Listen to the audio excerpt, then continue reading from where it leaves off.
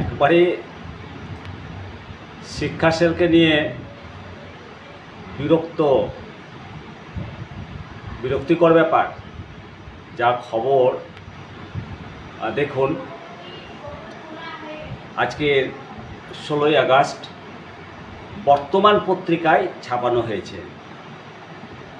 খবরটা প্রথমে পড়ে শোনাই, তারপর পরবর্তী ফিডব্যাক দেব। অর্পণ সেনগুপ্তের রিপোর্ট।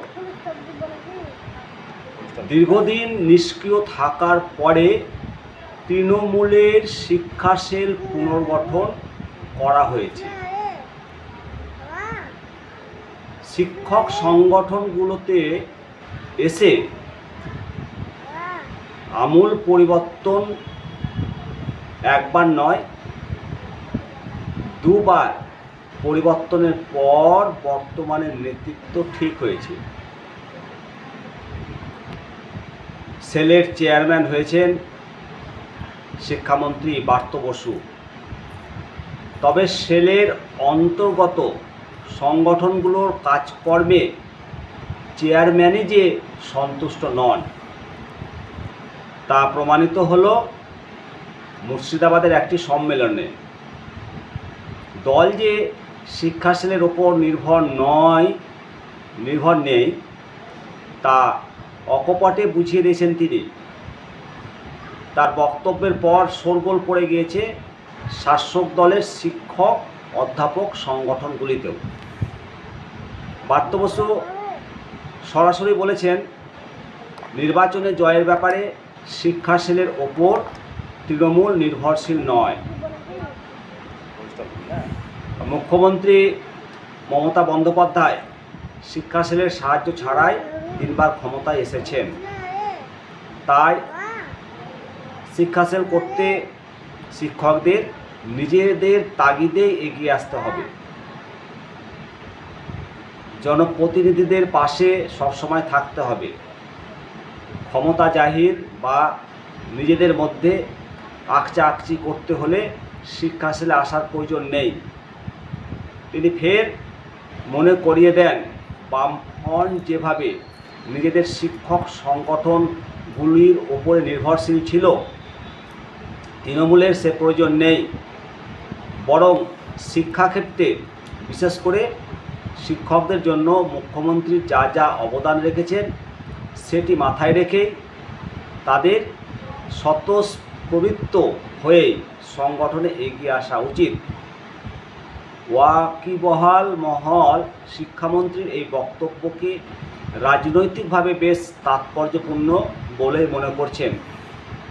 তাদের বক্তব্য, শিক্ষা সেলের বিভিন্ন নেতৃত্ব বিশেষ করে জেলা স্তরে যেভাবে রেষারেষি রয়েছে তাতেই দল বিরক্ত। প্রসঙ্গত, শিক্ষা সেলের অধীনে অধ্যাপক সংগঠন, মাধ্যমিক এবং প্রাথমিক শিক্ষক সংগঠন এবং শিক্ষাকর্মী সংগঠন রয়েছে। সেলের ভরা সভায় চেয়ারম্যানের এই সমালোচনা আবার অন্যান্য নেতৃত্ব ভালোভাবে নেয়নি। শিক্ষক সংগঠনের এক নেতা বলেন যে, নবরূপে গঠিত সেলের কর্মকাণ্ড অনেক বেড়েছে।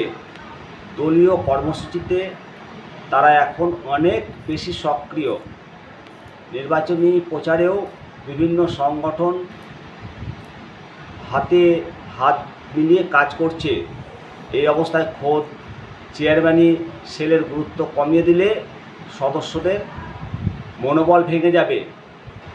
তবে শিক্ষামন্ত্রীর এই মন্তব্যকে সমর্থন করেছেন দলের একটি গুরুত্বপূর্ণ অংশ।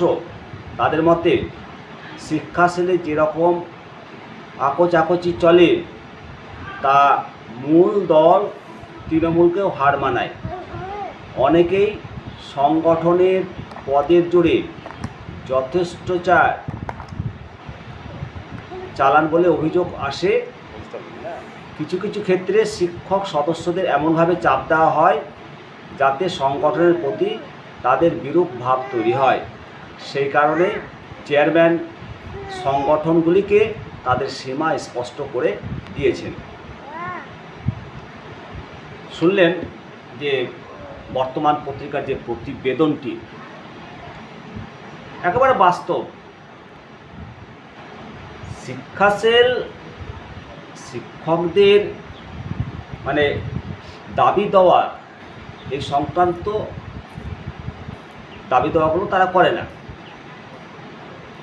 প্রথমেই বলি যে শিক্ষকদের যে ভোটাধিকার, পর্ষদগুলো নির্বাচন হতো আগে বাম জামানায়, সেই পর্ষদের নির্বাচনগুলো কিন্তু বর্তমানে বন্ধ। নতুন শিক্ষকরা ভোট কী জিনিস জানে না। পর্ষদ একটি স্বশাসিত সংস্থা বলেই জানি, এবং এখানে নির্বাচন হতো, শিক্ষকরা ভোট দিত, সেই ভোটও হয় না। তৃণমূল শিক্ষা সেল কোনোদিন ভোটের জন্য দাবিও করেনি।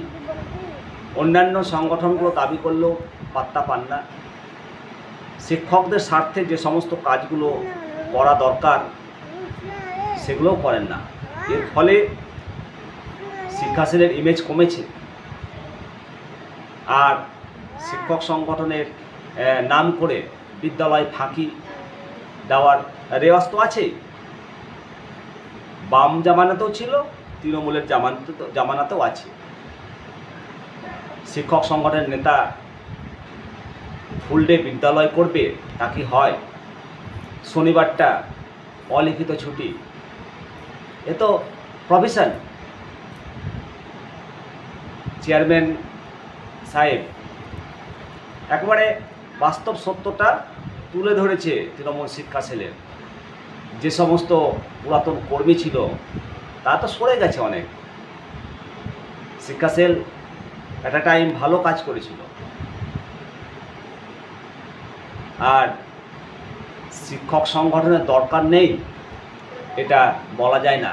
বামেদের যে শিক্ষক সংগঠনের ওপর নির্ভরশীলতা ছিল, বাম এর উপরে ভিত্তি করে 34 বছর তারা কিন্তু ক্ষমতায় টিকে ছিল, এটা বলতেই হয়।